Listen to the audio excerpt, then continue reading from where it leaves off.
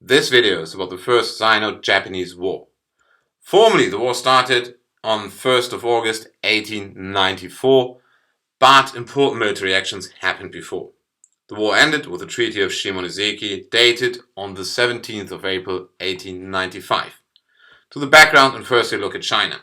China was the dominant power in the Far East, but had internal problems, lost to the two Opium Wars, and the traditional Qing dynasty was in decline. However, China was still seen as the hegemonial power, the strongest nation in the Far East. Japan had a very similar development. In 1854, Japan was forced to open her markets for Western trade.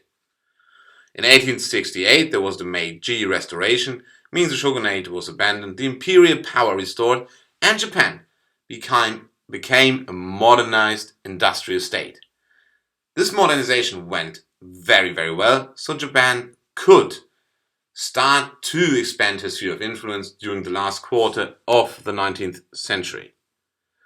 The problem between Japan and China was Korea, a traditional vassal of the Qing dynasty. But Korea was also very important to the Japanese with regards to raw materials, food supply, and simply because of Korea's geographic position. Within Korea, there were two factions: pro-Chinese traditionalists and pro-Japanese reformers.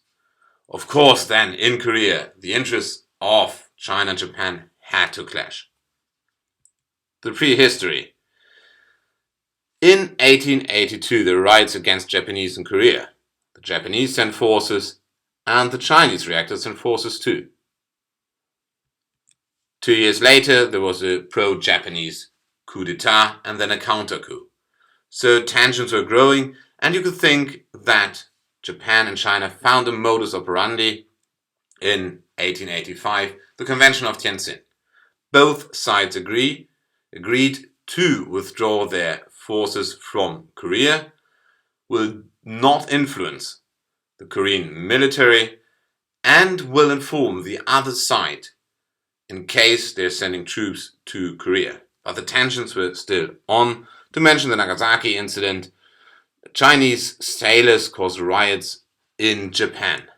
Furthermore, an affront to the Japanese was that a pro-Japanese Korean revolutionary was lured to Shanghai and then murdered there. Now, the actions before the war. There was a rebellion in Korea against the government, upper class, and foreigners. The Korean government asked the Chinese to help with troops, and the Chinese sent troops, and this was seen as a violation of the Convention of Tientsin by the Japanese. It was the last attempt to solve this diplomatically, but the mediation of the British ambassador to China failed. Japan now sent troops to Korea too and established a pro-Japanese government. Furthermore, they could pin down the Chinese troops at Asan and prevent the Chinese Navy to send supplies and reinforcements. The Japanese won the Battle of Asan, and the Chinese troops retreated north to Pyongyang. Then we have the declaration of war, and the war could continue. Chinese troops in Pyongyang were reinforced, and they took defensive positions, but that didn't help.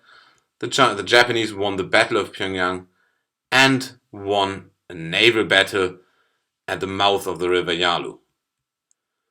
Japanese forces crossed then the Yalu and defeated the Chinese in another battle, advanced on the Liaodong Peninsula, and then there was a decisive victory in the Battle of Lushonku. The war was now all but over, but there were a few more military actions. The Japanese landed on Chinese heartland, took possession of the Penghu Islands near Taiwan, and then the Treaty of Shimonoseki was signed. China ceded the Liaodong Peninsula, Taiwan, and the Penghu Islands. But then the triple intervention of Shimonoseki came into play. Germany, France, and Russia were not happy with Japan becoming so powerful, and they pressured the country to give the Liaodong Peninsula back to China. After the war, the Japanese took full control of Taiwan.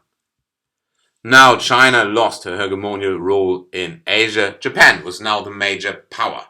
In China, the hatred against foreigners grew, and this should result in the Boxer Rebellion not too many years later. Japan could expand her sphere of influence into Korea.